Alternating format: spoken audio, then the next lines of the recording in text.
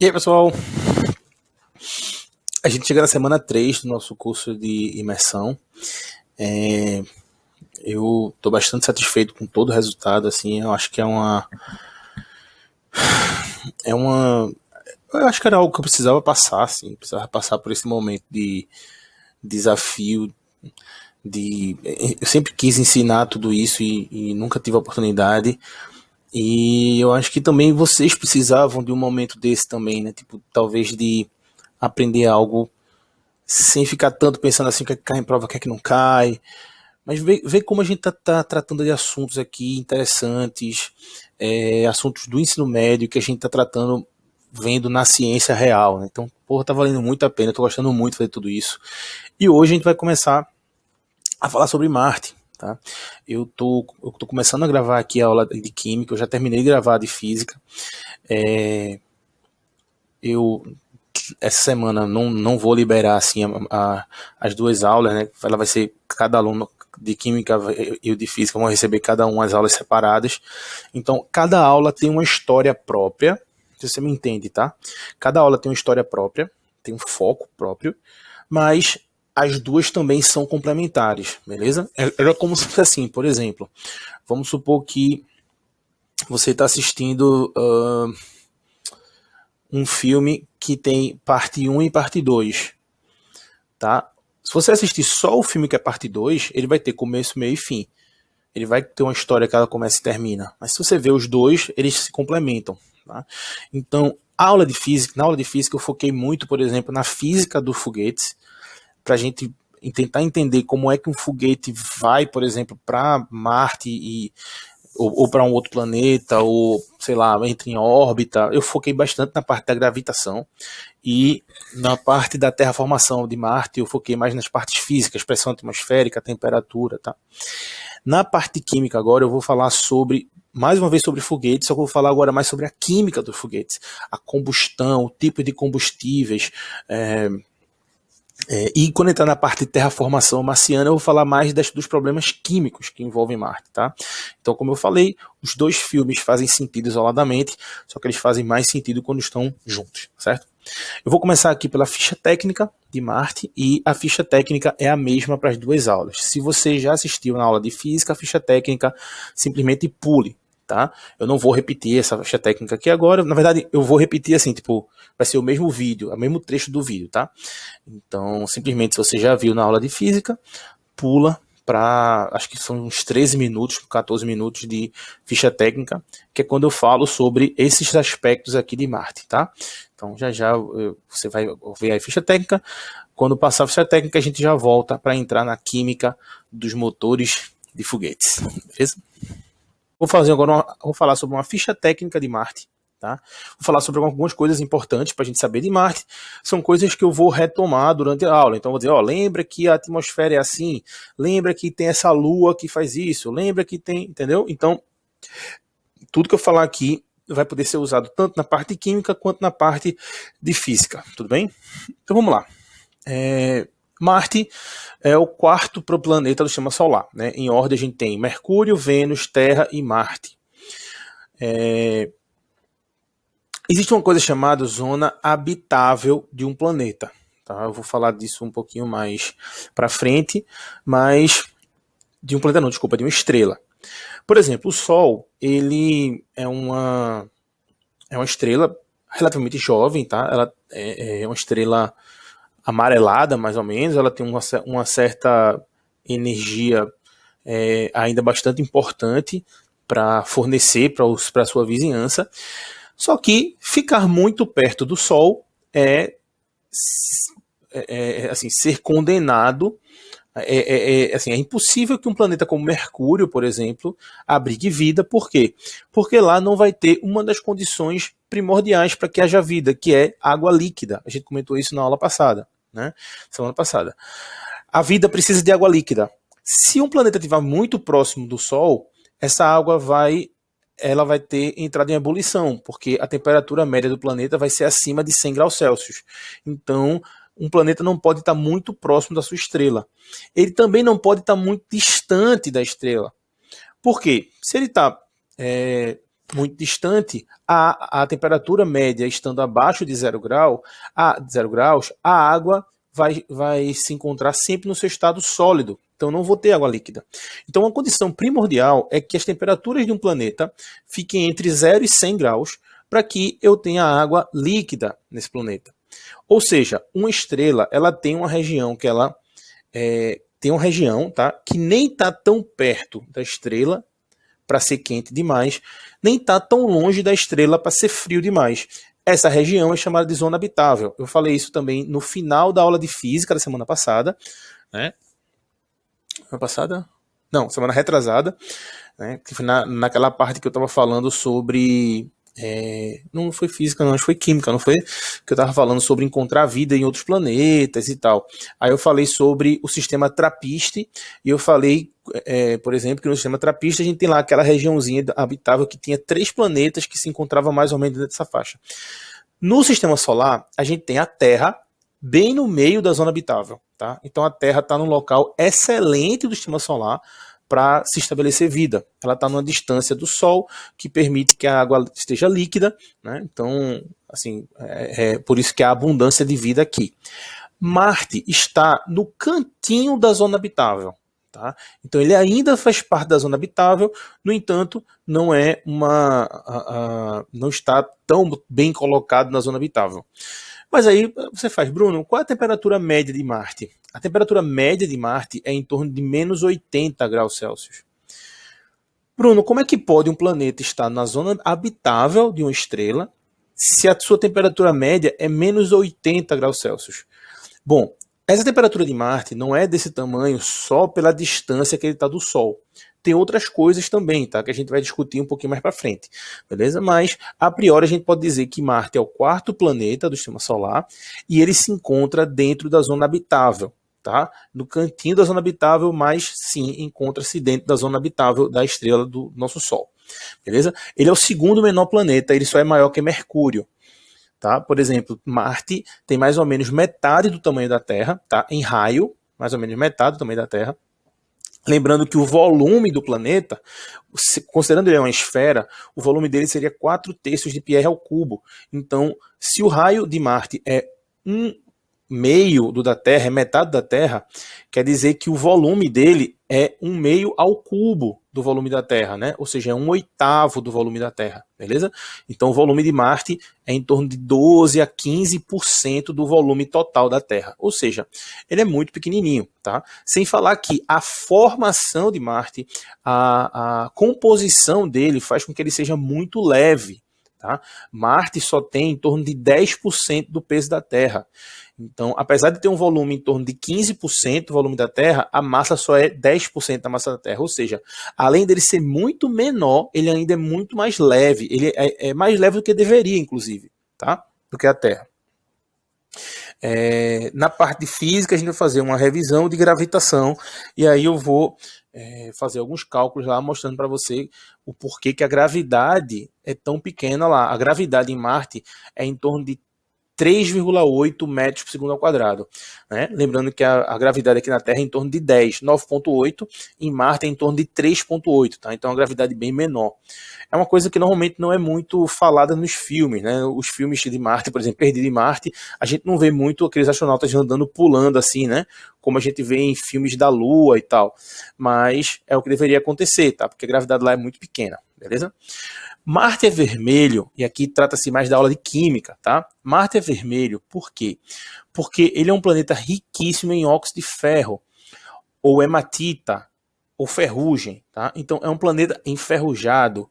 Marte é um planeta que é rico em ferro, a sua crosta é rica em ferro, e o oxigênio que tinha lá, em abundância, tá? Marte já teve muito oxigênio. Esse oxigênio, lembrando que o oxigênio é muito oxidante, então ele sai oxidando os metais. Então Marte é muito rico em silício, em ferro, em magnésio, em cálcio. Só que como ele tinha muito oxigênio e muitos desses metais, o oxigênio foi atacando os metais. E esse oxigênio simplesmente acabou, tá? Que diferente da Terra, Marte não tem uma fonte de oxigênio como a gente tem. A gente tem as plantas, as cianobactérias, a gente tem A gente tem várias estruturas produtoras de oxigênio, Marte não tem essas estruturas todas. Então, o que acontece? O oxigênio que ele teve, basicamente, ficou todo aderido aos metais. Então, ele formou um planeta extremamente rico em óxidos. Óxido de silício, óxido de ferro, óxido de magnésio, óxido de cálcio. O óxido de ferro é a hematita, dá essa cor enferrujada para o planeta, né? Mas não só isso. Por exemplo, como tem muito gás carbônico lá, e muito oxigênio que tinha antigamente, então formou muito carbonatos também, tá? Silicatos também. Então eu tenho muitos sais desse tipo, silicatos, carbonatos, beleza? Marte tem uma atmosfera muito rarefeita. A gente vai tratar isso bastante na aula de física, tá? Ele tem uma atmosfera bastante rarefeita, muito rarefeita mesmo, tá? Para você ter noção, a atmosfera terrestre, um ATM para a gente equivale a 100 mil pascais, ou seja, 100 mil newtons por metro quadrado. Em Marte, a pressão atmosférica na superfície é de 600 pascais.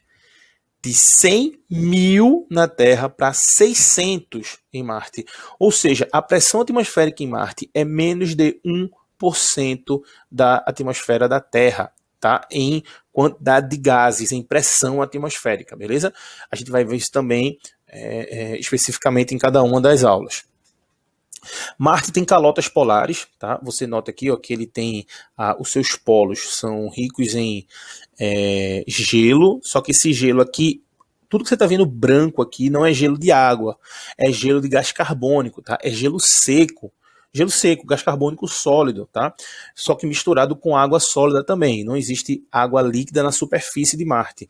Encontrou-se, alguns anos atrás, ano passado, encontrou-se evidências concretas, né? Se comprovou que existe água líquida em Marte. Só que essa água está em uma camada abaixo da superfície, tá? E ela é muito salgada mesmo. Lembrando das propriedades coligativas, né? Quanto maior a quantidade de sais, quanto maior a quantidade de solutos que existem em um líquido, menor é o seu ponto de fusão. Então, a água muito salgada, ela congela a uma temperatura muito baixa. Então, mesmo lá em Marte, numa temperatura extremamente baixa, a água não congelou ainda nessas regiões que ela está com muitos sais, tá? Nessas regiões subterrâneas também, beleza? Então, Marte tem as calotas e tem água líquida muito salgada, mas não na sua superfície, não fluindo na superfície. Tá? Marte já teve, ele tem vários vestígios. Se você olhar o planeta, você olhar na internet, por exemplo, fotos e tal, você vai ver que Marte ele é rodeado por trajetos fluviais. Então, assim, dá pra gente ver onde era um rio, onde era um lago. Tudo isso dá pra gente ver, tá? Porque já existiu água líquida no planeta e há evidências concretas. A gente tem 100% de certeza disso, tá? 100% de certeza, até porque tem muitas rochas, muitos minérios lá que se formam, muitos cristais que só se formam na presença de água. Então a gente sabe que existia água lá, tá? Vamos lá, a rotação. Marte tem uma rotação de... ele basicamente gira na mesma velocidade que a Terra, tá? É muito estranho isso, mas Marte gira, dá uma volta em torno de si mesmo em 24 horas e 37 minutos. Ou seja, praticamente um dia da Terra, tá? Um dia em Marte praticamente é um dia da Terra. A translação, obviamente, é bastante diferente, porque Marte, para dar uma volta no Sol, como ele é o quarto planeta e a Terra é o terceiro, ele está muito mais distante. Então, para dar uma volta no Sol, ele demora muito mais. Ele demora 687 dias para dar uma volta completa no Sol, tá? Mas vê que interessante, ele tem uma inclinação. E a inclinação dele é muito parecida com a inclinação da Terra. Lembra que a Terra tem aquela inclinação de 23 graus? A inclinação de Marte é muito parecida com essa. Ou seja, Marte também tem as estações do ano que a gente tem aqui. Tá? Tem o verão, tem o inverno, tem a primavera e tem o outono, obviamente, com representações completamente diferentes, estruturais e geológicas e atmosféricas do que a gente tem aqui. Tá? Marte tem duas luas. Eu vou falar bastante sobre essas luas na parte de física, tá? A gente tem Phobos e Deimos, que são duas das menores luas do nosso sistema solar, tá? São muito pequenininhas e eu vou falar algumas coisas interessantes para elas, delas mais para frente. Já falei do tamanho, já falei da massa, já falei do volume e da pressão atmosférica, só falta a composição. Deixa eu falar da composição atmosférica aqui. A atmosfera de Marte, ela é composta 96% de CO2. 96% da atmosfera marciana é gás carbônico. 1,9 é argônio, 1,8 é nitrogênio. Tem muito pouquinho oxigênio e muito pouquinho vapor de água, tá? Muito pouco mesmo. Traço, certo? Traço, ou seja, quase 0,0 alguma coisa, beleza? Então, basicamente, bastante gás carbônico. Tudo isso vai ser muito tratado na parte de química dessa aula, tá certo? Bom, pessoal, então, como eu falei, isso aqui foi uma ficha técnica. Tem muitas coisas que eu vou falar na aula baseado nisso que eu coloquei aqui, tá? Em todas essas informações. E eu vou retomando. Ó, lembra que eu falei aquilo? Lembra que eu falei aquilo? Beleza? Então, eu vou dar uma paradinha agora. Então, a partir desses 13 para 14 minutos, a partir daqui, a separação normal. Quem está assistindo a aula de física, a gente vai começar com física. Quem está assistindo química, a gente vai começar com química, tá bom? Então, tchau. Bom, pessoal, então a gente já viu agora a ficha técnica de Marte, a gente já entende mais ou menos como é que é o planeta e tal. Mas agora vamos entrar numa questão que é o seguinte. Qual a primeira coisa que a gente pode pensar quando a gente pensa em ir para Marte como espécie, tá? Como, assim, tornar Marte nossa morada. Eu comentei na aula de física, e eu vou comentar de novo agora, que se você vai para Marte e você monta lá um domo, uma estrutura como se fosse uma cabana assim, e dentro dessa cabana você simula todas as condições que tem na Terra de pressão atmosférica, gravidade, oxigênio. Na verdade, você não está vivendo em Marte. Você simplesmente está vivendo numa bolha de terra local que tá em Marte. Você não está sendo um marciano, tá? Você não está sendo um morador de Marte. Para se tornar um marciano, você precisaria deixar Marte mais agradável, mais habitável por um ser humano. Para isso, esse processo se chama terraformação de Marte. Tá? A terraformação de Marte, ela passa por diversas coisas que a gente pode fazer do ponto de vista físico, químico, biológico, tá? É o que a gente vai tratar aqui hoje.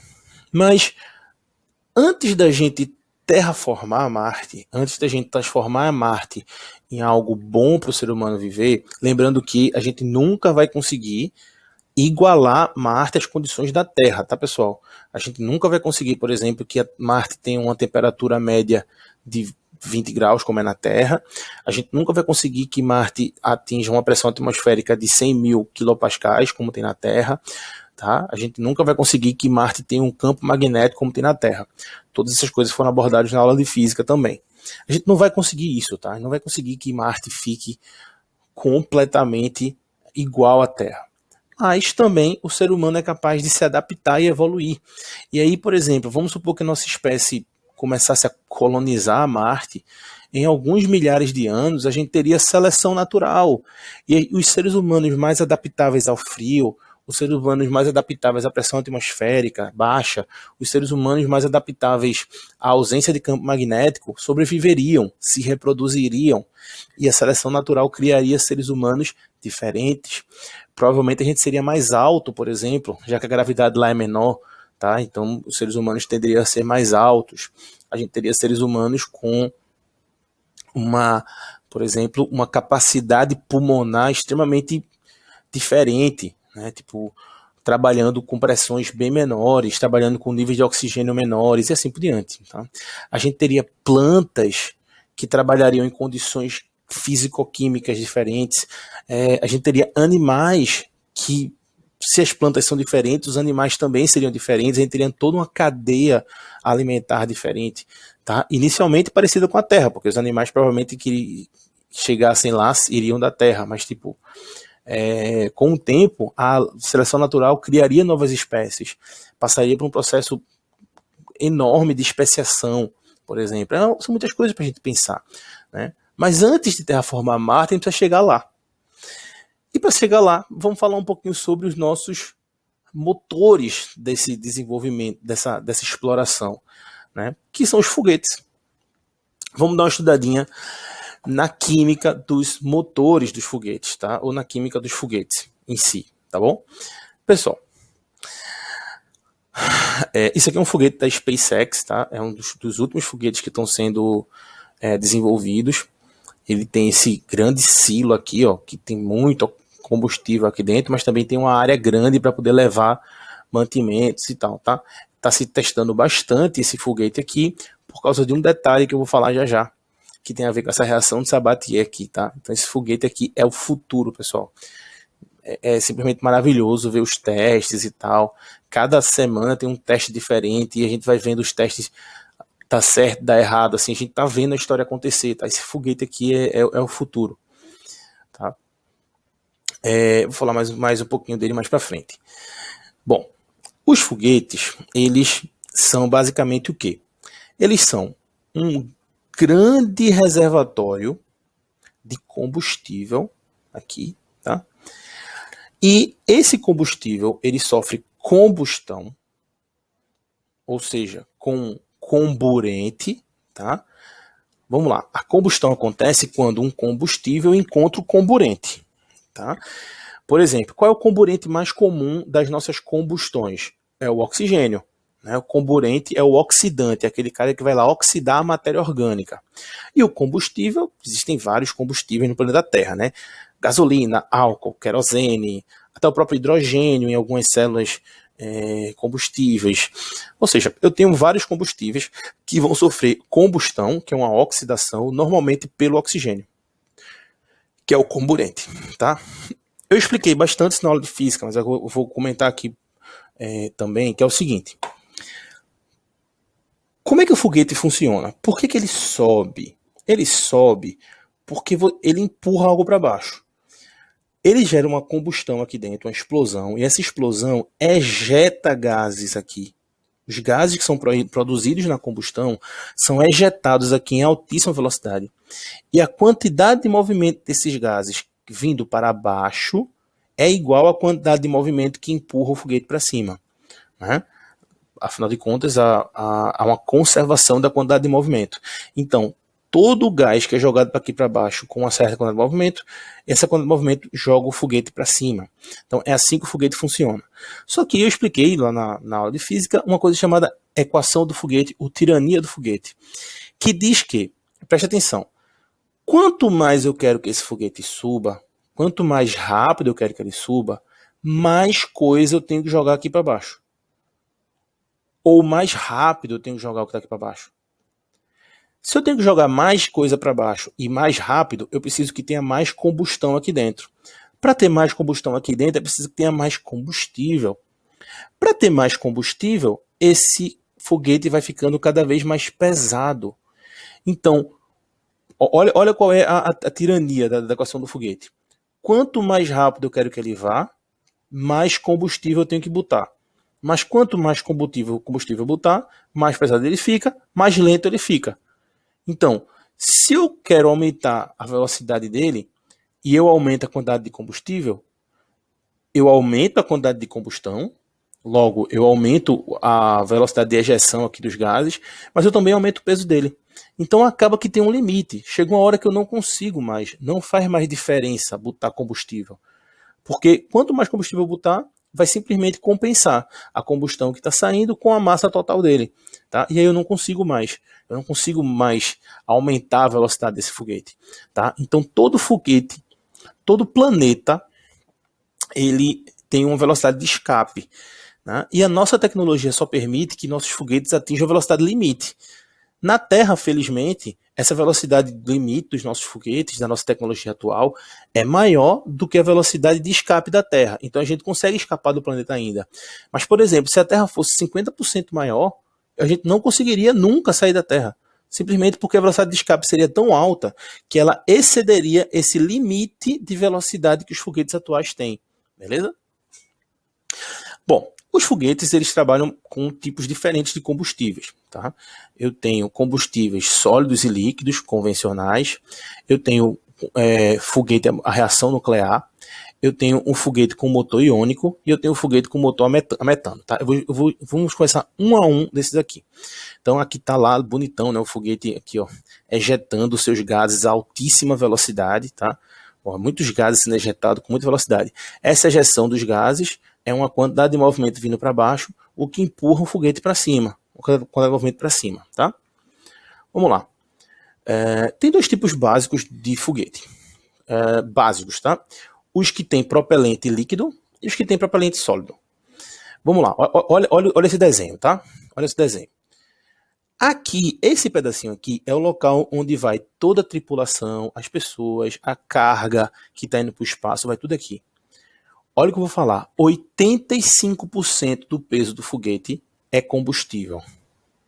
85%. E lataria. Na verdade, quando junta o combustível com a lataria, dá 95%. Então quer dizer que apenas 5% do que vai no foguete é carga útil para o foguete. Normalmente essa carga não é útil, tá? É tudo combustível. Então olha só, aqui tá, ó, liquid fuel, ou seja, combustível líquido. Bruno, que combustível é esse?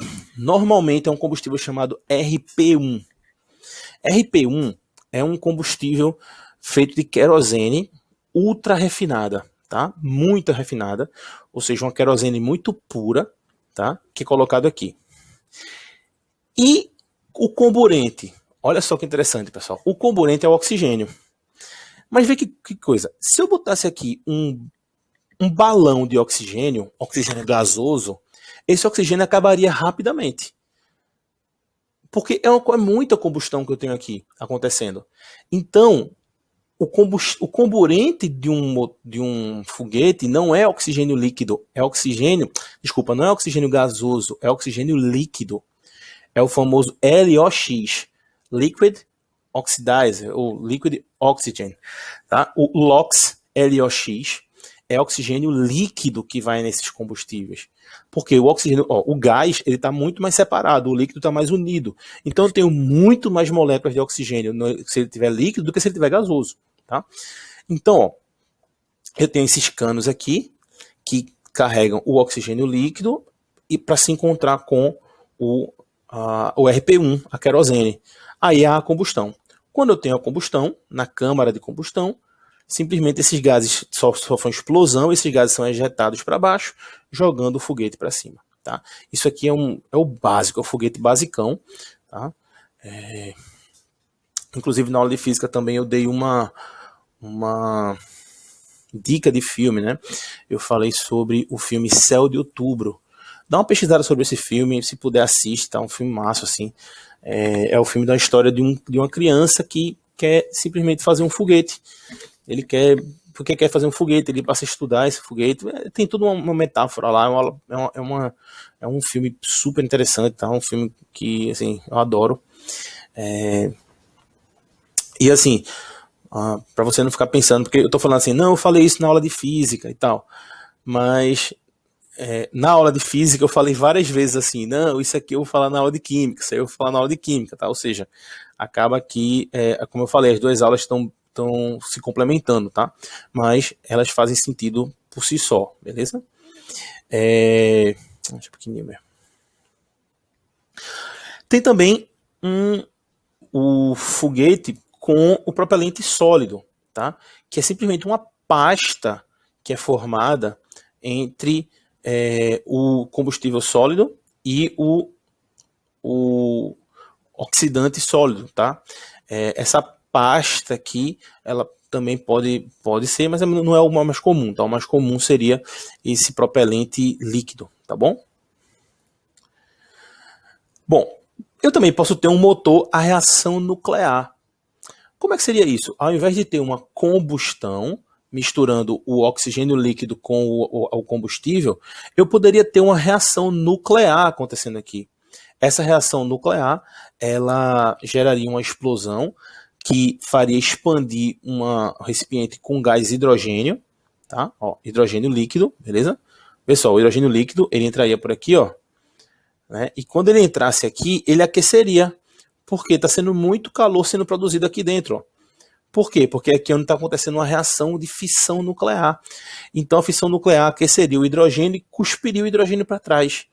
Ele cuspindo o hidrogênio para trás, esse foguete vai para frente, tá? Então, um motor que funciona a reação nuclear, ele é muito usado em tecnologias experimentais, mas o que seria o ideal aqui? Como a reação nuclear ela produz muita energia a partir de pouca massa, você pega um pouquinho de urânio, por exemplo, produz energia para uma cidade inteira. Então, vamos supor que eu precisasse mandar, por exemplo, uma sonda para um planeta muito distante, ou uma sonda para uma estrela muito distante, e eu precisava que ela funcionasse por 1000 anos. Eu mandaria um motor à reação nuclear, porque as pastilhas que forem com essa sonda gerariam energia por muitos e muitos e muitos anos, centenas de anos para essa máquina, tá? Então, eu também tenho esse motor reação nuclear. Esse motor aqui é bem interessante, pessoal. Vamos conversar um pouquinho sobre ele. Vê só. Existe um motor que, olha o funcionamento dele como é, tá? Esses pontos verdinhos aqui são o gás xenônio. Beleza? Eu estou espalhando o xenônio aqui e vou atirar elétrons. O que vai acontecer? Esses elétrons vão se chocar com os átomos de xenônio, tá? E vão começar ele bate no outro elétron e arranca o elétron do xenônio. E aí o xenônio, perdendo o elétron, ele vira xenônio mais. Ele vira um íon, tá? Aí eu faço o quê? Eu gero olha só, eu coloco aqui, ó. Aqui está uma placa negativa, positiva, uma placa negativa, tá? E essa placa negativa atrairá o xenônio positivo, jogando ele para trás, ó. Então, esse xenônio, quando for para trás, isso vai atirar a minha máquina para frente, tá? Então, eu gero cátions, esses cátions são atraídos por uma placa negativa, que são jogados para trás, e essa máquina é propelida para frente, tá? Aí vê que interessante. Você diz, ô Bruno, beleza. Quanto dá para botar um foguete na Terra com um motor iônico e ele sair da Terra? Claro que não, pessoal. O cálculo para sair da Terra, eu preciso envolver uma velocidade em torno de 11,2 km por segundo. É uma velocidade altíssima. Esses átomos de xenônio sendo atirados para trás me geram uma energia extremamente baixa. Para você ter noção, a energia média que é gerada a força média que é gerada nesse motor aqui é de 1 a 4 newtons. 1 a 4 newtons, pessoal, é como se fosse, sei lá, um negócio de 100 gramas. 1 newton equivale a 100 gramas de peso. Então, isso aqui é muito, muito pouco para mandar um motor para fora da Terra. Simplesmente não existe. Ô Bruno, então para que serve se ele é muito pouco, se a energia que ele gera é muito pequena? Porque em alguns momentos a gente precisa de energia pequena. Aqui, por exemplo, eu tenho um satélite e vamos supor que eu quero ajustar a direção desse satélite. Aí, quando você vê isso aqui azulzinho, é exatamente o xenônio saindo. Então, nessas estruturas que ficam vagando ao redor do planeta, quando elas precisam mudar de órbita, por exemplo, ou quando elas precisam, por exemplo, o Hubble, ele é um telescópio que está orbitando a Terra, tá? Perto da ISS, a uma distância mais ou menos igual à ISS, um pouquinho maior, e aí ele está orbitando a Terra. O Hubble gira ao redor da Terra várias vezes por dia, tá? Então, mas vamos supor que o Hubble quer ver uma estrela qualquer, ele precisa orientar, né? Girar para o local que ele tá, ele usa pequenos motores, como se fossem motores iônicos, para fazer ajuste de manobra, tá? Então, esses motores iônicos não servem para tirar o foguete do planeta Terra, mas eles servem para fazer ajuste, correção de órbita, correção de manobra, tá bom?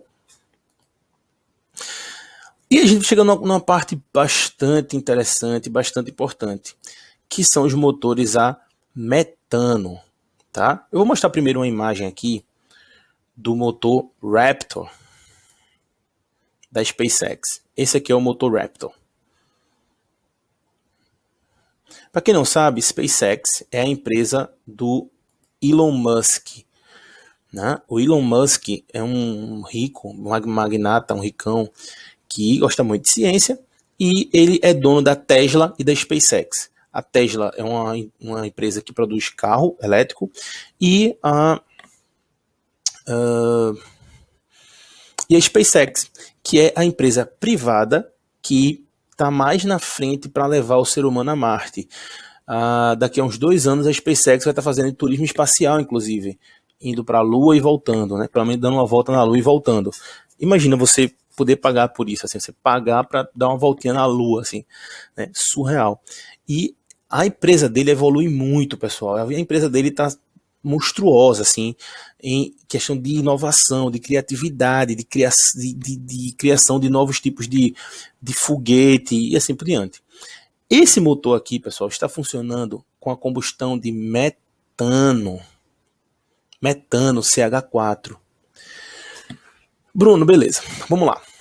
Tu mostrou aí os tipos de combustíveis. Tu falou que o combustível líquido, que é o mais comum, ele é com querosene. A querosene é um hidrocarboneto que contém mais de 20 carbonos, tá? Sei lá, de 15 a 20 carbonos. Então, são moléculas muito pesadas. O metano é uma molécula muito leve. E vamos lembrar, um foguete, ele precisa cuspir para baixo alguma coisa para ele poder ir para cima. Cuspir para baixo, gerando quantidade de movimento para baixo. Só que quantidade de movimento é massa vezes velocidade. Então, se eu jogo um gás leve para baixo, eu vou gerar pouco quantidade de movimento para baixo. Logo, eu vou gerar pouca quantidade de movimento para cima. Então, teoricamente, o metano não seria um gás bom para você fazer a combustão dele. Primeiro que ele, exatamente por ele ser leve, né? Ele, quando sofre combustão, ele produz CO2, né? Que vai ter muito CO2 sendo jogado para fora aqui. Mas é um gás leve e pior, ele é um gás que ele tá gasoso no ambiente, né? Então é difícil de ele quer fazer, assim, ele é muito difícil de ser líquido. E quando ele fica líquido, ainda assim a densidade dele é pequena, eu não consigo concentrar muito ele num ponto, porque ele é apolar e tal. Então, tem muita dificuldade para o metano. Mas a SpaceX está evoluindo muito e ela está conseguindo fazer um motor de metano e esse motor está conseguindo gerar o torque, a energia suficiente para erguer o foguete. Esse foguete que eu mostrei para vocês aqui,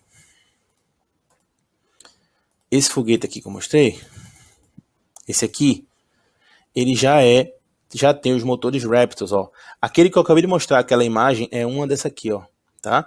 Então esse motor Raptor, ele é um motor que funciona a metano. E por que, Bruno? Por que a gente está estudando muito motores a metano? Por que o Raptor, aqui ó, essa imagem aqui, por que ela é tão importante? Olha, tá vendo? Isso aqui é um daqueles que está naquela estrutura. Olha que bonito aqui, ó. O gás simplesmente é lançado, tem essa formato de uma concha aqui, ó, né? Então é lançado para cá e aqui acaba se misturando com o que vem para cá. E olha a imagem aqui, ó. Você nota que é diferente o que está saindo. É diferente do...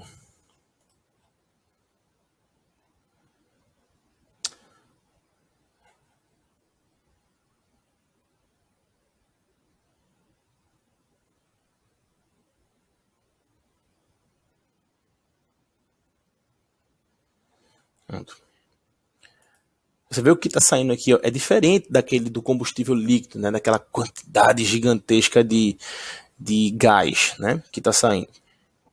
É diferente. Então, aqui são estudos bem iniciais, pessoal. Isso aqui vai subir, daqui a pouco desce. Já teve alguns que explodiram, assim. Tá bem inicial, a gente tá bem inicial nisso. Mas por quê? Por que estudar motores a metano? Se tem tantas dificuldades o metano. Por quê? Por causa disso aqui, pessoal, que a gente vai ver agora. Deixa eu ir, eu vou dar uma paradinha aqui, vou pro quadro, tá? Eu vou explicar algumas coisas lá para vocês no quadro. Bom, então eu estava comentando sobre os tipos de combustíveis. Combustível líquido, combustível sólido, geralmente é o líquido que é mais usado, aquela RP1, né, que é uma querosene refinada, junto de oxigênio líquido, misturas daquela combustão e gera toda aquela energia jogando, fazendo a combustão, jogando aquele gás para baixo. Tem mais algumas coisas que a gente vai ver falando desses motores, mas aí eu falei sobre o motor iônico, que é um motor que gera uma força muito pequena, mas ele assim, é muito eficaz em correção de manobra, né, correção de órbita dessas sondas, desses satélites.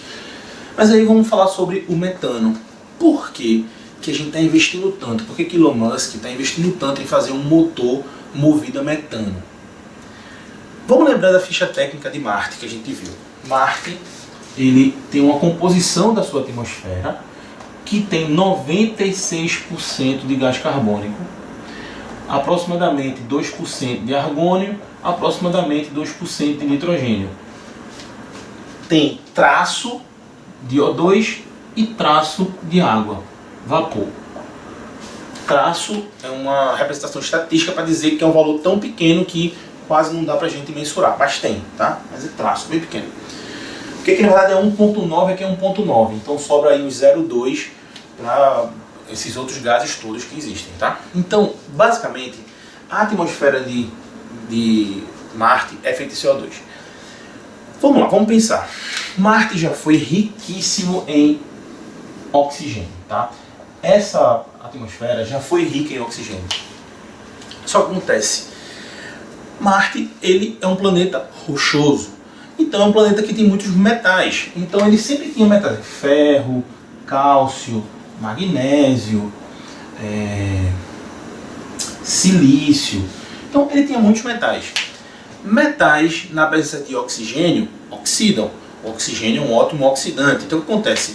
O oxigênio da atmosfera marciana oxidou esses metais, e quando ele oxida, ele fica agregado no metal. Então aqui, ele, ao invés de ter ferro, eu vou encontrar óxido de ferro. Ao invés de ter cálcio, eu vou encontrar óxido de cálcio, óxido de magnésio, óxido de silício. E não só isso. Esses óxidos são óxidos básicos que vão reagir com o CO2 da atmosfera, formando carbonatos. O óxido de silício vai reagir com outros metais e vai formar silicatos. Então, hoje Marte ele é composto basicamente de óxidos, silicatos, carbonatos. Então, quase todos os oxigênios, os O2 de Marte, que tinha bastante na atmosfera, foram parar aonde? Nos metais. Por exemplo, o Fe, o ferro, com oxigênio, ele, ou o Fe2O3 ou o próprio FeO, isso aqui é a hematita, que na verdade nada mais é que ferrugem. É por isso que Marte é o planeta vermelho. Ele é vermelho porque ele era rico em ferro, o oxigênio oxidou o ferro, formou ferrugem, e o planeta basicamente está enferrujado, porque ele está rico em óxido de ferro.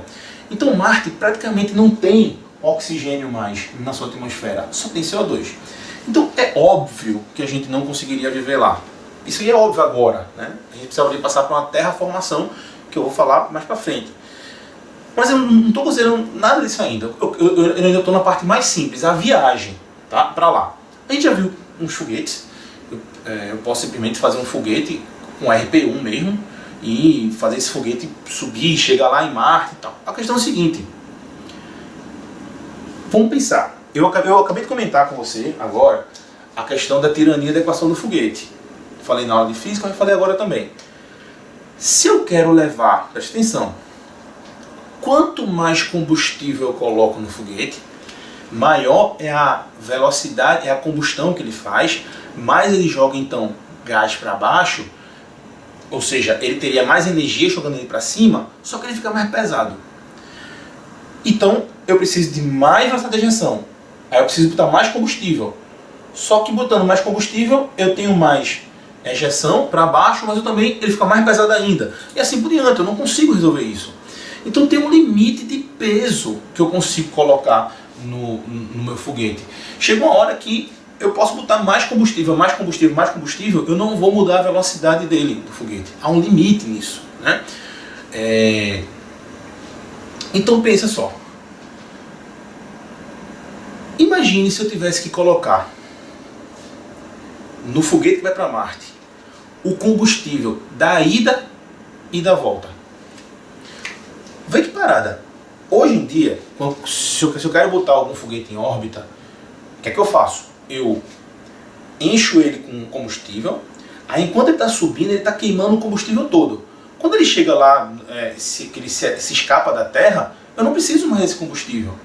Porque a velocidade que o foguete adquire, que a nave adquire ao sair da Terra, ela vai se manter. Já que não tem partículas no espaço, muitas partículas, essa nave não vai frear mais. Ela vai com a velocidade de sempre, ela vai simplesmente por inércia. Então eu não preciso mais desse foguete, eu não preciso no espaço interplanetário. Mas quando eu chegar em Marte, que eu precisar voltar para cá, eu preciso ter combustível para sair de Marte, para vencer a velocidade de escape de Marte. Bruno, qual é a velocidade de escape de Marte? Veja, o critério de comparação, porque eu vi mais isso na aula de física. A velocidade de escape de Marte é cerca de metade da Terra. A da Terra é 11,2 km por segundo, a de Marte é 5 km por segundo. A da Lua, por exemplo, é 2 e pouco, 2,4. Ou seja, a da Lua é metade de Marte, a de Marte é metade da Terra. Então, o ser humano, ele conseguiu ir para a Lua levando todo o combustível que ele precisava para chegar na Lua e depois o combustível para sair da Lua.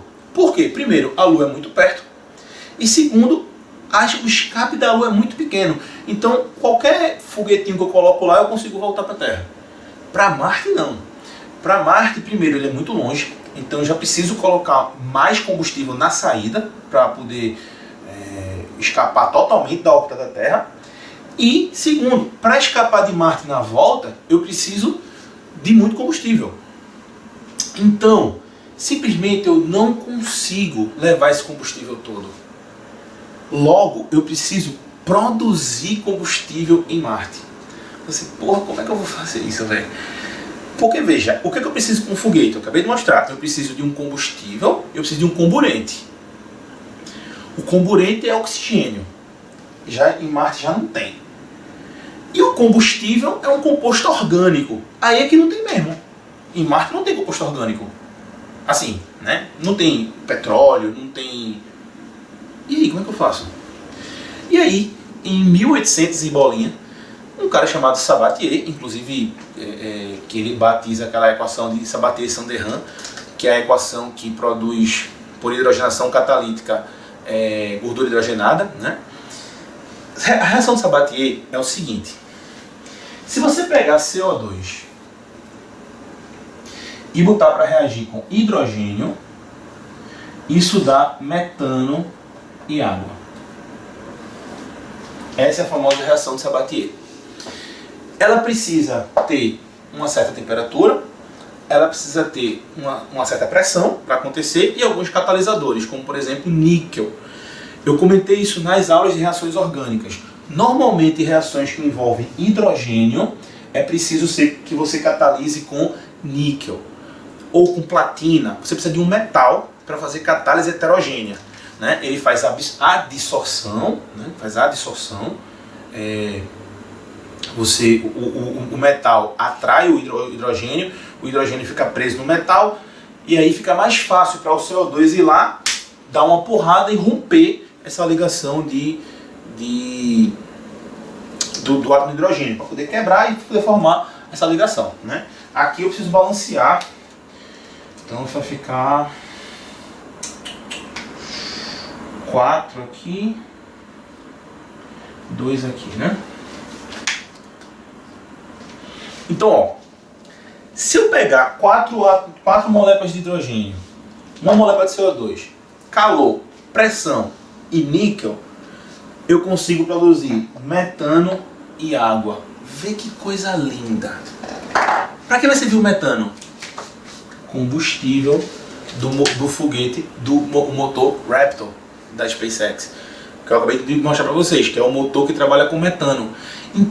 CO2 tem em Marte pra cacete, 96% da atmosfera marciana é CO2, fora o CO2 que está congelado, tá? Marte tem geleiras e mais geleiras que tem CO2 congelado, que é gelo seco, e gelo de água, né?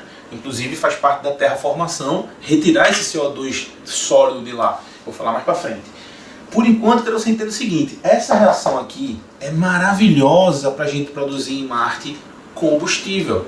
Se eu produzir um motor que funciona a metano, eu não preciso levar combustível para voltar. Eu só preciso combustível para ir. Quando esse combustível chegar, quando o foguete chegar em Marte, eu produzo lá o metano e aí ele usa o metano para voltar. E tem mais. O efeito colateral, a sobra dessa reação é água, papai. É água. Aí só tem um problema, né, filhote? De onde é que vai vir o hidrogênio? Porque não tem hidrogênio lá. Mas lá tem água, tem gelo de água. Como eu falei, lá tem bastante água congelada. Eu posso fazer um processo de eletrólise da água. Então olha só, eu pego o CO2 que tem abundante na atmosfera, aí eu pego a água e faço a eletrólise da água. Tá? Como é que eu faço a eletrólise da água? Vou pegar aqui, por exemplo, 2 eletrodos de platina, por exemplo, tá? E a água, lembrando que ela se quebra em H+ e OH-. Então eu vou ter água pura, ela vai quebrar em H+ e OH-. Então eu vou lá numa geleira marciana, derreto a água, coloco a água para sofrer eletrólise. O que é que vai acontecer? Eu vou mandar o elétron para cá, por exemplo. Quando o elétron chegar aqui, ó, ele vai atrair o hidrogênio. O hidrogênio vai lá, o H+, pega o elétron e se transforma em H2, que é hidrogênio. Então vai sair bolinhas de hidrogênio aqui, ó, que vai ser capturado por mim. Esse elétron saiu aqui porque ele foi entregue pelo OH-. O OH- vem aqui, ó, e entregou esse elétron que deu a volta e chegou aqui.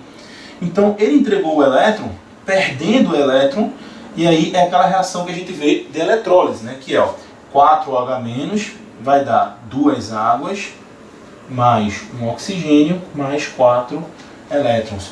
Então, essa reação produz oxigênio e produz também mais água. Olha só, ou seja, eu pego em Marte, é riquíssimo em CO2 e água lá. A água está congelada, o CO2 está congelado, mas também tem CO2 na atmosfera. Eu pego o CO2 da atmosfera, reajo com o hidrogênio que é produzido na eletrólise da água, tá? A eletrólise. E a eletrólise da água também produz oxigênio. O oxigênio que é produzido lá pode ser usado como comburente. Então eu posso ter o combustível, que é o metano, e o comburente, que é o oxigênio. E aí eu tenho tudo que eu preciso para voltar de Marte. Então vê que parece interessante.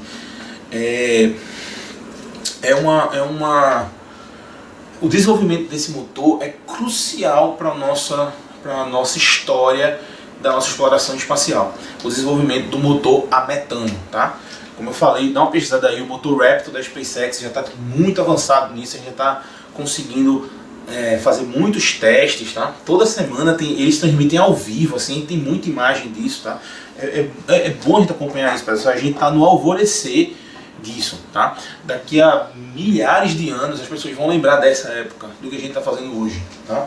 A gente, assim, né, como espécie, né? Você pode ser o Bruno, mas não é difícil não fazer isso aqui, não. Essa reação de Sabatier não é um negócio muito difícil, não. Não, pessoal, a gente tem máquinas pequenas que fazem isso. Que tem lá o níquel lá dentro, que tem a pressão, a temperatura, bota o CO2, bota o hidrogênio, ela produz metano e água. Tipo, a gente faz isso com a maior tranquilidade do mundo, tá? Outra coisa interessante, antes da gente mudar para outro tópico de foguetes, para que eu não esqueça de falar, e durante a viagem, a gente fez um foguete já, o foguete é metano, ele saiu da Terra, está indo no caminho de Marte. Nesse caminho, a gente vai passar, sei lá, a viagem de Marte vai durar talvez mais de 1 ano para chegar lá, entre 6 meses e 1 ano, só para chegar, né? E nesse tempo todo, dentro da nave, os astronautas estarão produzindo CO2. Como é que faz? Como é que o CO2 que é produzido dentro da nave, como é que ele converte, como é que ele simplesmente joga fora o CO2 que os astronautas estão produzindo. E o oxigênio? O oxigênio que os astronautas estão respirando lá. Quando é que vem? Será que eles já saem com estoque de oxigênio aqui para passar 6 meses consumindo os astronautas? Não, pessoal. Tudo isso, basicamente, é produzido, é reciclado dentro da própria nave. Por exemplo, tem um filme chamado Apollo 11, tá? Outra indicação de filme. Filmaço com Tom Hanks, ganhou cacetada de Oscar, filmaço. Assista esse filme hoje, se você puder, tá? Filmaço, fala muito disso tudo que a gente está estudando aqui. Na verdade, as missões que levaram o ser humano à Lua foram as missões Apollo, né? Começou com Apollo 1, Apollo 2, Apollo 3, Apollo 4. Cada uma delas foi um pouquinho mais longe, cada uma delas evoluiu um pouquinho. A Apollo 11 já tinha condições de levar o homem à Lua, só que deu um monte de problema, e são esses problemas que são abordados nesse filme, tá? Tem uma coisa que é abordada nesse filme que é muito interessante, que é o seguinte, ele fala chega uma hora que começa a acumular CO2 dentro da nave, e ele discute como é que vai fazer essa retirada desse CO2. E aí eles criam um filtro que basicamente é uma estrutura que permite que o CO2 entre, e aqui dentro ele entra em contato com uma substância. Vamos pensar, que substância você colocaria aqui dentro dessa caixa aqui, desse filtro, para que o CO2 entrasse e não saísse do filtro? Ou seja, entraria o ar rico em CO2, expelido pelos astronautas, e não saíssem aqui.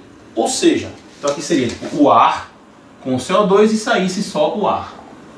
E o CO2 ficasse retido. Pensa aí. CO2 é o quê? CO2 é um óxido ácido. Então, simplesmente colocar uma base. E sabe o que é colocado aqui? Hidroxilítio. Isso também é abordado no filme. E até hoje é assim também. Tá? Os astronautas ficam lá, respiram O2, soltam CO2. Para você ter noção, tem menos de 1% de CO2 no ar que a gente inspira. Mas tem 4% de CO2 no ar que a gente expira. Então a gente basicamente inspira 20% de oxigênio e só bota para fora 16% de oxigênio, porque 4% transformou em CO2 lá na respiração celular, né? Então, o que acontece aqui? O CO2 vai reagir com o lítio, formando carbonato de lítio, tá? Só que não forma só carbonato de lítio, porque isso aqui é uma reação de neutralização. Ela forma também água. Então, aqui Ni2CO3. Então, olha só, pessoal, essa reação aqui, ela retira CO2 do ar e produz água. Essa água é convertida e é dada para os astronautas beberem. Que do caralho, né? Você pega uma reação química simples dessa e você consegue retirar o CO2 do ambiente, deixando o ambiente próprio para a vida, né? Se tem CO2 demais você não consegue viver. Então você consegue retirar o CO2 e você produz água como efeito colateral. Tá? Essa água pode passar por uma eletrólise também. E quando ela passar por eletrólise, ela produz hidrogênio e oxigênio. O hidrogênio pode ser usado para reagir com o CO2, formando a reação de Sabatier, que produz metano e mais água. E a eletrólise da água também pode produzir oxigênio, que pode ser usado pelos próprios astronautas. Então, vê só, duas reações que eu expliquei para você quebram um galhão nas viagens espaciais. Tá? A reação de Sabatier, tá? A reação de Sabatier e a reação de neutralização do CO2 com hidroxilítio. Isso foi abordado em várias questões de prova, tá? São reações bem conhecidas. Beleza? Então, bem interessante, né? Como a gente tem algumas reações aqui que explicam muitas coisas, né? Bom, vamos continuar, a gente vai ver muita coisa ainda dessa parte de química, tá? Eu só peço que, assim, você nesse momento talvez que esteja... Eu falei a mesma coisa na aula de física, tá? Você que é de química, que está assistindo essa aula, essa parte da aula agora, está pensando, porra, eu perdi isso e isso lá na aula de física. Quem assistiu só a aula de física também perdeu tudo isso aqui, nada disso aqui eu falei na aula de física, tá, pessoal? Como eu falei, são aulas que eu tomei rumos diferentes, tá? Lá em física eu falei muito mais sobre a parte de a física do foguete, a equação eu abordei muito lá, do logaritmo neperiano da equação, falei sobre a entrada da nave na atmosfera, pressão atmosférica, trajetória do foguete, é completamente diferente, eu peguei um caminho completamente diferente, tá? A aula de química está muito mais voltada para a terraformação, ou seja, está muito mais voltada para a vida, adaptação à vida, tá? Então, coisas que eu não vi lá na aula de física, tá? Só para você não pensar assim, ah, Bruno, tá toda hora dizendo, eu vi isso na aula de física, e eu não estou vendo na aula de física. Tá, você não está vendo, mas tudo que é importante para o entendimento dessa aula, eu vi aqui, tá? Por exemplo, eu falei da questão do foguete, da questão de colocar mais combustível para ter uma velocidade de ejeção maior, e assim por diante. Isso eu vi mais aprofundado lá em física, mas o que eu preciso para entendimento de química foi visto aqui também, tá? Então não se preocupe, essa história que a gente está arrumando aqui, ela vai ter começo, meio e fim, ela vai ser bastante bem entendida, tá? Daqui a pouco.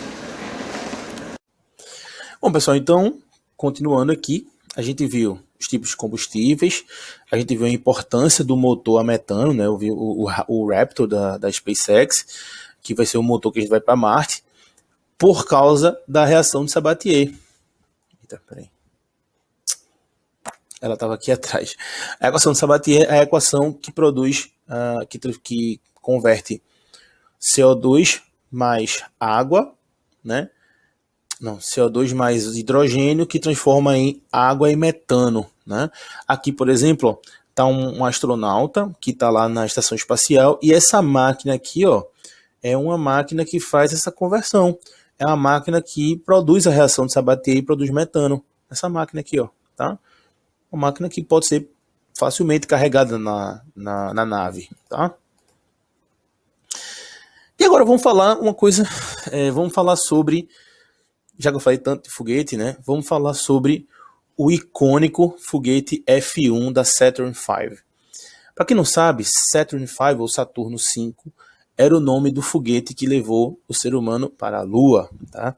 Esse foguete aqui, ó, bonitão, ele foi o foguete que levou o ser humano para a Lua. Bom, eu falei muito de forma genérica de alguns foguetes, mas vamos ver na prática, né? Olha só. Essa aqui é a estrutura básica. Olha só, pessoal, isso aqui é a estrutura de um desse aqui, ó, tá? O Saturn V, o nome 5 é exatamente porque ele tem 5, ó, são 5 aqui, tá?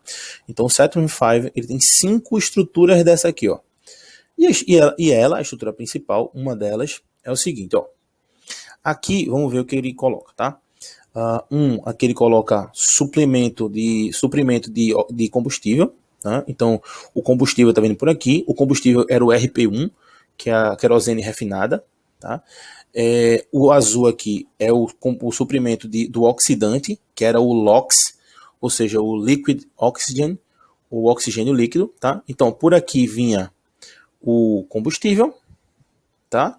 Ele fazia essa curva aqui, ó, para poder ajudar no resfriamento da câmara, tá? Dessa turbobomba, que chama turbobomba. Então ele vem, desce e depois sobe para poder ir resfriando nessa passagem. Quando chegava aqui, ela encontrava o oxidante, que acontecia a explosão que jogava o gás todo para fora, tá? Ele tem esse formato aqui, ó, tá? Esse formato que represava um pouquinho o gás para o gás sair aqui com tudo, tá? Então o gás era espremido aqui e pum, saía com tudo aqui, tá? Então isso aqui era, olha aqui, a estrutura do F1. Olha o tamanho real dele. Isso aqui é um tamanho de um astronauta. Olha o tamanho de um dos foguetes. Um desses Rocketdyne. Então, eu tinha 5 deles no Saturn V. Então aqui você vê o tamanho, né? Olha aqui o tamanho de uma pessoa, mais ou menos, né? Para você ver o tamanho dele. Isso aqui é o tamanho de um prédio, pessoal, basicamente, tá? Esse foi o foguete, isso aqui levou o ser humano para a Lua. Tem alguns vídeos aqui que a gente precisa ver. Primeiro esse aqui.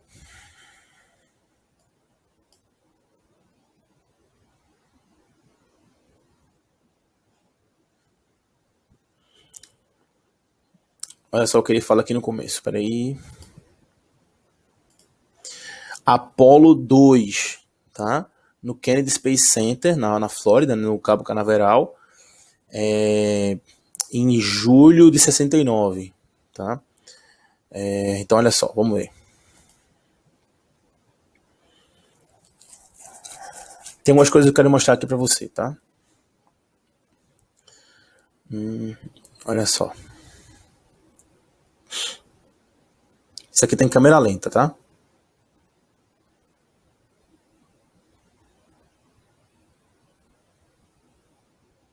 Você nota que o ar pega fogo espontaneamente aqui só pelo calor, tá? Os primeiros gases que estão saindo aqui, ó. O foguete mal começou a funcionar. Agora foi que começou a sair o gás, né? A combustão toda.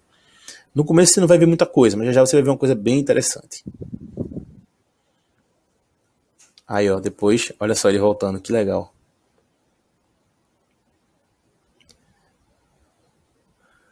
A diferença de pressão. Aí vem a grande explosão da, olha só. Aí vai ser ligado o motor, a combustão.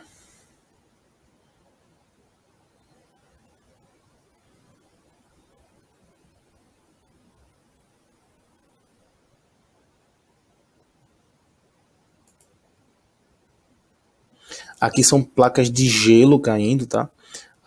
O resfriamento tinha um próprio resfriamento espontâneo, né? Por uma diferença de pressão que acontecia, uma condensação da água.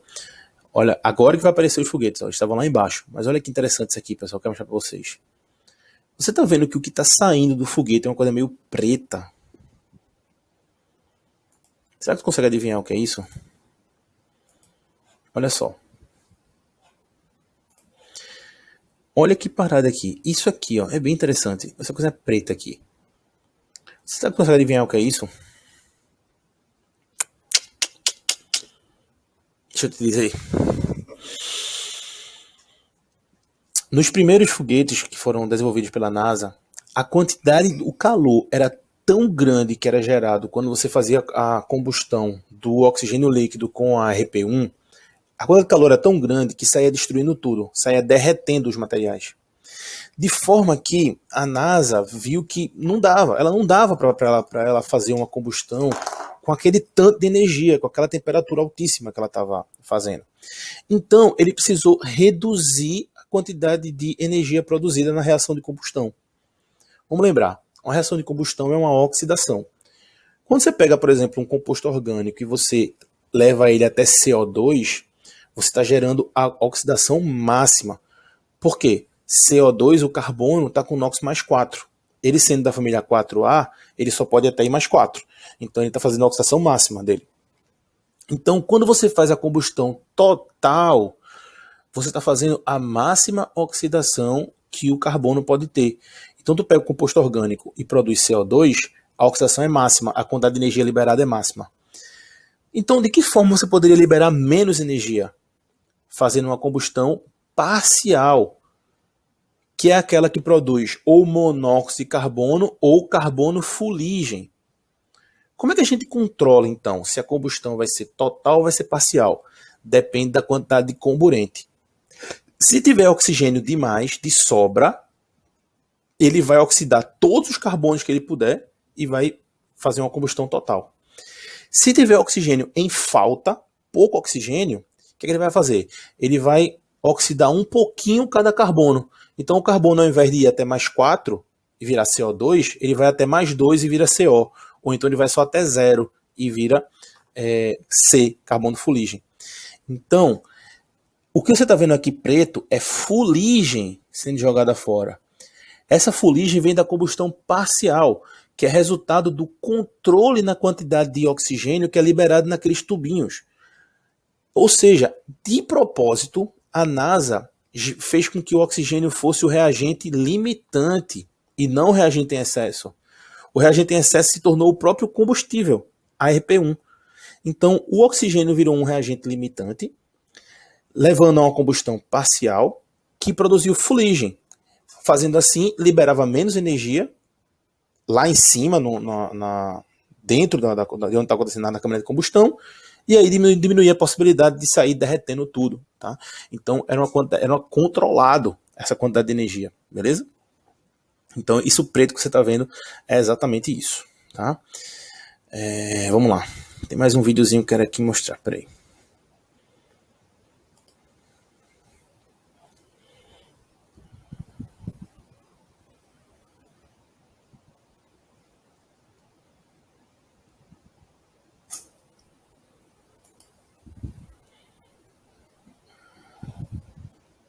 Olha aqui, de novo, tá? Olha só, isso aqui são os primeiros, ó, são os primeiros F1, os motores F1, 1965, tá? Viu lá a fuligem também. Bom, pessoal, então se quiser estudar mais, dá uma lida sobre isso aqui. Foi esse motor aqui que nos colocou na Lua, tá? Os 5 motores da Saturn V que nos levou para a Lua. Pronto. Tudo que tínhamos que ver de foguete já vimos. Vamos entrar agora, vamos falar sobre a terraformação de Marte. Bom, pessoal, nós vimos na ficha técnica de Marte que Marte é um planeta bastante inóspito para a vida hoje em dia. Ele tem uma temperatura baixíssima, ele tem uma pressão atmosférica baixíssima, ele não tem oxigênio na atmosfera, ou seja, nós temos muito e muito que fazer ainda para proceder com a terraformação de Marte. Inclusive, não sei se você sabia, mas hoje em dia tem vários jogos, você pode baixar aí no celular, inclusive, que são jogos para você terraformar Marte. São jogos que você vai, aumenta não sei o que, bota não sei o que lá, bota bactéria, bota não sei o que, e aí você vai terraformando Marte, né? Fora isso, tem vários documentários e tal. O que é terraformação de Marte? Como eu comentei no início da aula, viver em Marte, dentro de um redomo de vidro, dentro de uma estufa, é relativamente fácil com a nossa estrutura, com a nossa tecnologia atual. Relativamente fácil, tá? É só criar o ambiente igual da Terra, pressuriza, né? Faz uma pressão igual à pressão atmosférica terrestre. Isso poderia ser até com a roupa também, tá? É difícil gerar uma gravidade artificial, mas também não precisa de uma gravidade tão maior. As pessoas iam andar pulando mesmo. Coloca oxigênio artificial, né? Oxigênio lá dentro dessa redoma. Não tem problema. Acontece que aí a gente não vai estar vivendo como um marciano, a gente não vai estar vivendo no planeta Marte em si, a gente vai estar vivendo na Terra, mas em Marte, com as mesmas condições. Para terraformar Marte, a gente tem que fazer uma série de coisas, tá? Muitas coisas. A primeira delas é aquecer. A gente precisa aumentar a temperatura do planeta. Para aquecer Marte, a gente tem vários problemas para resolver, tá? Primeiro, Marte tem uma atmosfera muito fina. A atmosfera fina de Marte, né, é causada por alguns motivos. Principalmente porque, primeiro, o planeta tem uma gravidade muito pequena. É uma gravidade só de 3,8 metros por segundo ao quadrado. É uma gravidade muito pequena. Ou seja, não retém os gases próximos. Os gases vão saindo assim, porque eles são pouco atraídos por Marte. Mas principalmente, Marte não tem mais um núcleo dentro do planeta com ferro ou níquel, algum material ferromagnético em movimento. Ele é um planeta todo congelado, é um planeta todo duro, assim, todo morto, digamos assim. Então, ele não tem campo magnético. Então quer dizer que os raios solares vêm arrancando a atmosfera de Marte, deixando ele com a atmosfera muito rarefeita. Como eu falei, a pressão atmosférica em Marte é de 600 kPa, ou seja, aqui na Terra é 100 mil kPa. 1 atm é 100 mil kilopascais. Desculpa, 100 kilopascais, né? 100 mil pascais. Em Marte é 600 pascais, ou seja, 0,6 kilopascais. Então vê, a pressão atmosférica é tão pequena, que haveria o risco de nossos fluidos entrarem em ebulição espontânea. Lembra lá das propriedades coligativas que o ponto de ebulição depende da pressão externa. Se a pressão externa é pequena, ele vai entrar em ebulição com a pressão de vapor pequena. Então, a água pode estar a menos 100 graus Celsius entrando em ebulição. Simplesmente. Por quê? Porque a pressão atmosférica é muito baixa. É por isso que a gente não encontra água líquida no planeta, tá? Ou ela está congelada, ou ela virou vapor, tá? Tipo, é assim, muito pouco água líquida. Basicamente não tem. Na verdade, 2 anos atrás foi encontrado água líquida em Marte, mas ela é subterrânea, tá? Em uma camada assim da subterrânea, e ela é riquíssima em sais. Outra coisa, propriedades coligativas. Quanto maior a presença de sais, de solutos não voláteis, menor é o ponto de fusão dela. Então acaba que ela não congelou, ela ficou na forma líquida porque ela era rica em sais. E estava na superfície também, tá? Onde a pressão atmosférica é maior. Quanto mais para baixo, quanto mais para dentro do planeta, maior é a pressão atmosférica. Afinal de contas, se eu estou aqui dentro de um buraco, por exemplo, a camada de gás em cima de mim aumenta, tá? Bom, isso posto, como é que a gente faz, então, para poder gerar em Marte aumento de temperatura? Tem 2 propostas principais. Ou você vem aqui nos polos de Marte com bombas atômicas, bombas de hidrogênio, bomba de fusão, a porra toda, e sai explodindo tudo aqui. Com isso, tem 2 possibilidades. Ou você explodindo isso aqui, você derrete o CO2 para ele e ele depois entra em ebulição para formar CO2 gasoso e derrete a água. Então, no melhor cenário, você vai derreter o CO2 e a água dos polos, a água vai permear o planeta todo, certo? Formar uma espécie de oceano aqui, e o CO2 vai para a atmosfera.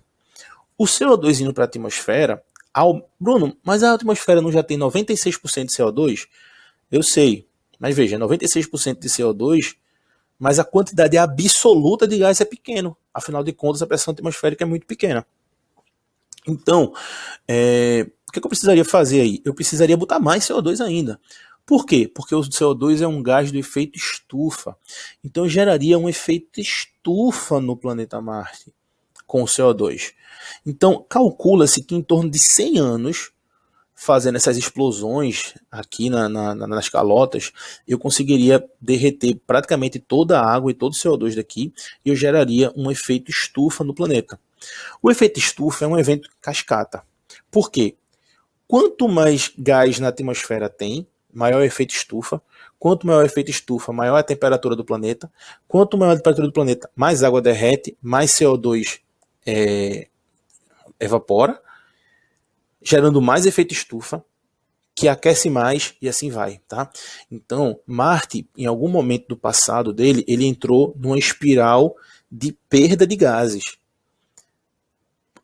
Quanto menos gases tinha, menos efeito estufa tinha, que deixava mais frio ainda, e aí mais gases congelavam, e aí tinha menos gás, e aí tinha menos efeito estufa e assim por diante. A gente tem que fazer o inverso, esse dínamo girar no sentido contrário.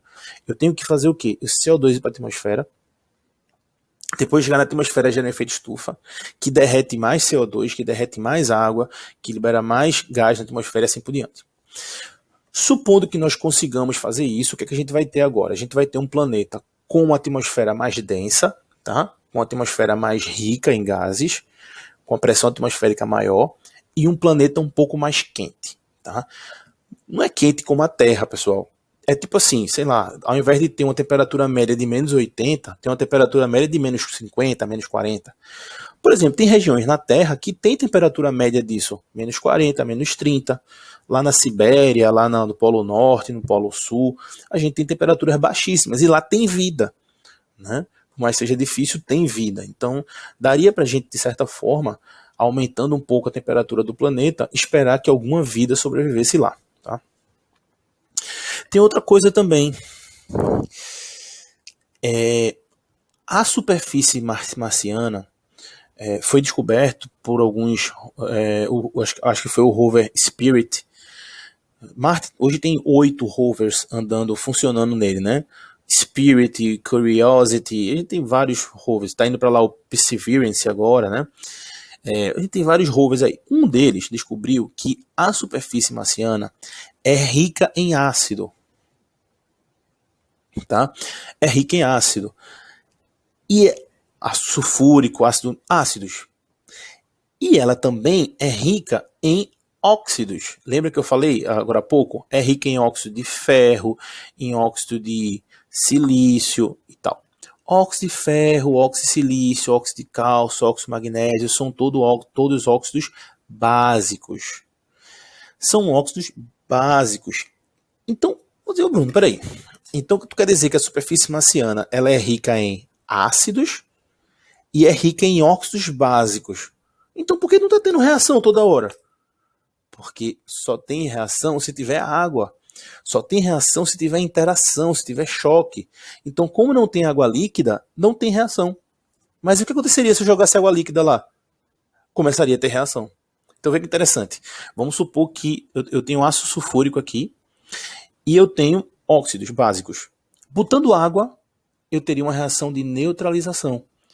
Essa reação de neutralização de um ácido com a base produziria água, certo? E essa água aqui se juntaria a as águas que estão derretendo daqui, e aí eu teria um ambiente rico em sais, rico em água, tá?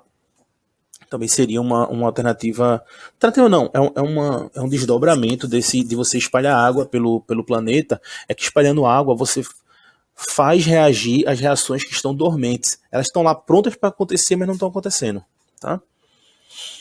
Bom, então já falamos dessa parte, agora vamos falar propriamente da terraformação de Marte, tá? Então, na prática, aqui a gente tem um planeta basicamente congelado, asséptico, e aí, aos poucos, a gente teria a terraformação dele, tá? Isso aqui pode durar milhares de anos, tá, pessoal? Mas nos cálculos mais otimistas, isso aqui pode durar apenas algumas centenas de anos para acontecer, tá? Acho que é otimista demais, mas não custa nada estudar isso, afinal de contas a gente acaba aprendendo bastante estudando essas coisas, né? Então vamos lá.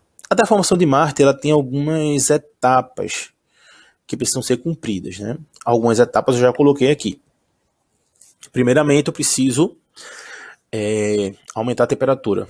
Eu já falei como eu vou fazer para aumentar a temperatura, que tem duas possibilidades. Ou eu explodo os polos, liberando CO2 e água e formando efeito estufa, ou eu posso posicionar espelhos em órbita ao redor do planeta, tá? Espelhos em órbitas ao redor do planeta, direcionando a luz do Sol para o planeta. Então, por exemplo, a luz do Sol que passaria direto aqui, ó, se eu tenho um espelho aqui, ela vai bater no espelho e vai para Marte. Então, é como se eu tivesse sóis artificiais em Marte, tá? Com espelhos colocados em órbita.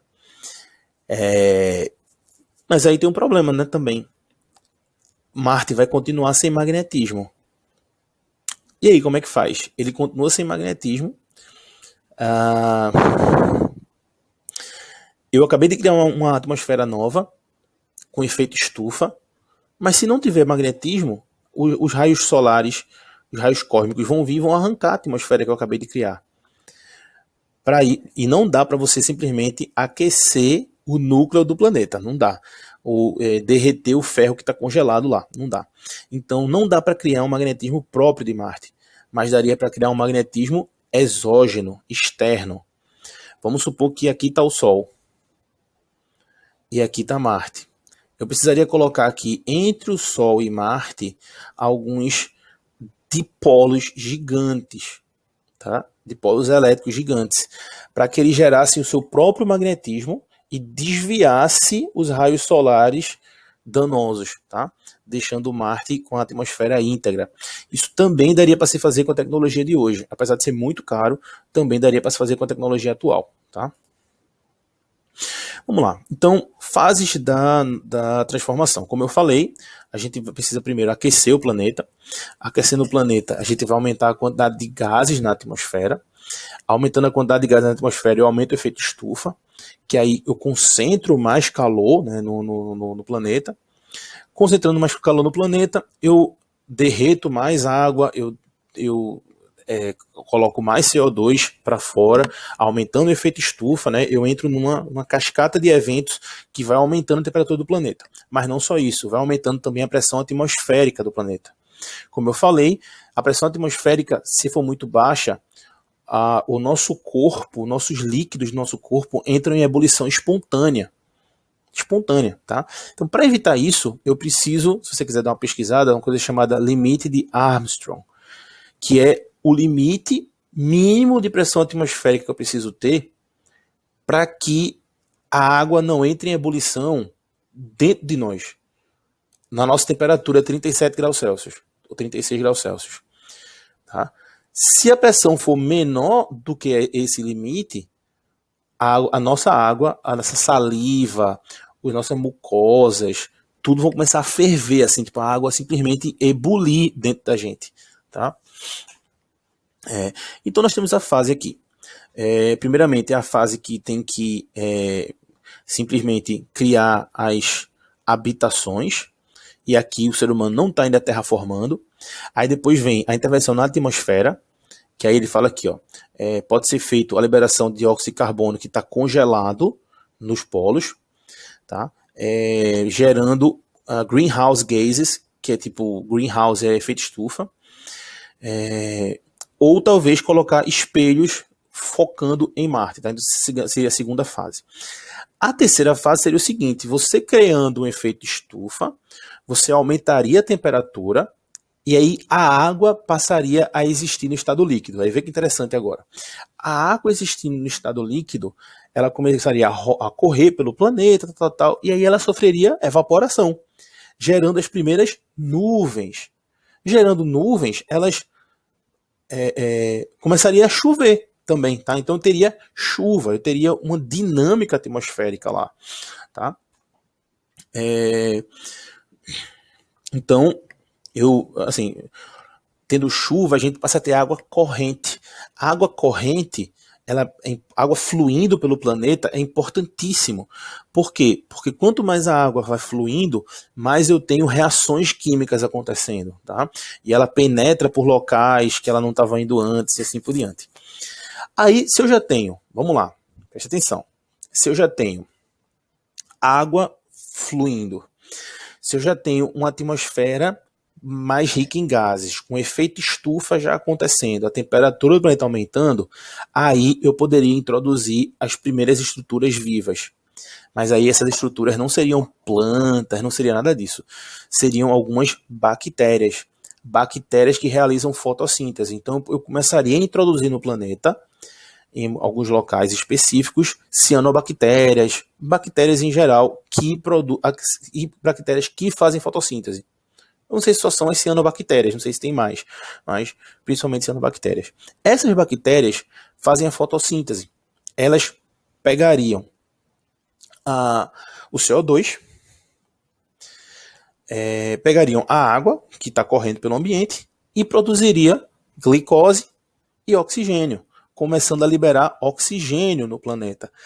Com o passar do tempo, iria mudando a porcentagem. Então, ao invés do planeta ter 90 e tantos por cento de CO2, ia tendo aos poucos O2, O2, O2, que foi exatamente o que aconteceu no planeta Terra, pessoal.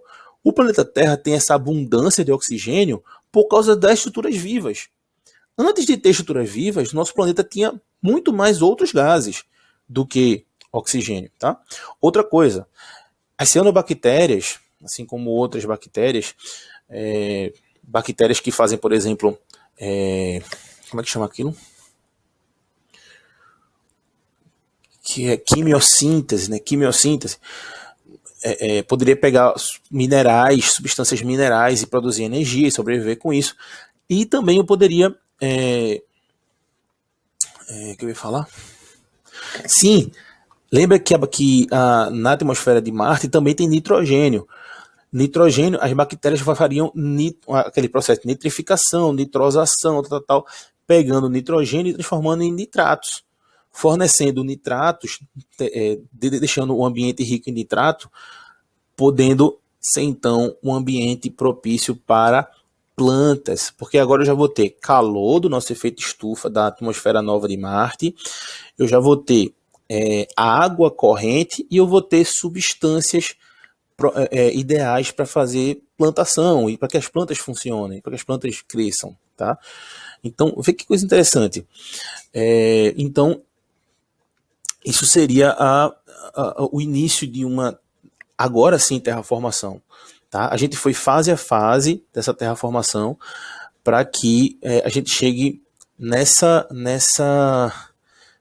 que a gente quer aqui. Ó. O nosso objetivo seria, por exemplo, uma temperatura média no Equador. Cadê? Que ela passasse de menos 60 graus para menos 20, tá?